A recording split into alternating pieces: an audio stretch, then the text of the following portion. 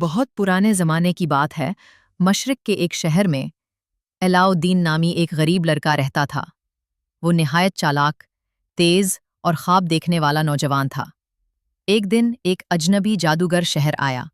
وہ اصل میں افریقہ سے آیا تھا اور جادوگر ہونے کے ساتھ ساتھ ایک مکار شخص بھی تھا۔ وہ جانتا تھا کہ ایک جادوئی چراغ ایک غار میں چھپا ہوا ہے۔ اس نے علاؤ الدین کو بہلا پھسلا کر غار تک پہنچایا اور کہا کہ اگر وہ اندر جا کر ایک چراغ لے آئے تو وہ اسے انعام دے گا۔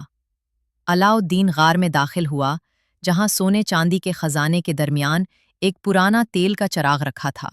اس نے چراغ اٹھایا اور واپسی کی طرف بڑھا، مگر جادوگر نے اسے باہر نکلنے سے پہلے چراغ مانگا۔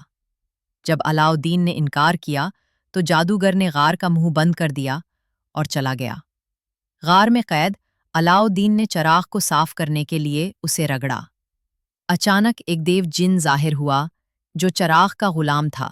جن نے کہا، مالک، جو چاہو حکم دو۔ علاؤ الدین نے پہلے تو خود کو آزاد کرایا، پھر جن کی مدد سے وہ اپنے گھر واپس آیا۔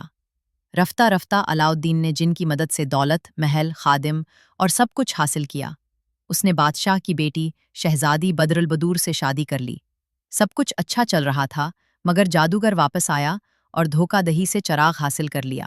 اس نے علاؤ الدین کا محل اور شہزادی کو لے کر دور دیس منتقل کر دیا۔ علاؤ الدین نے ہمت نہ ہاری۔ اس نے سادہ چراغ کی مدد سے جادوگر کے بھائی کو دھوکہ دیا، چراغ واپس حاصل کیا اور جن کے ذریعے محل اور شہزادی کو واپس لایا۔ آخرکار اس نے جادوگر کو شکست دی اور چراغ کو ہمیشہ کے لیے محفوظ کر دیا۔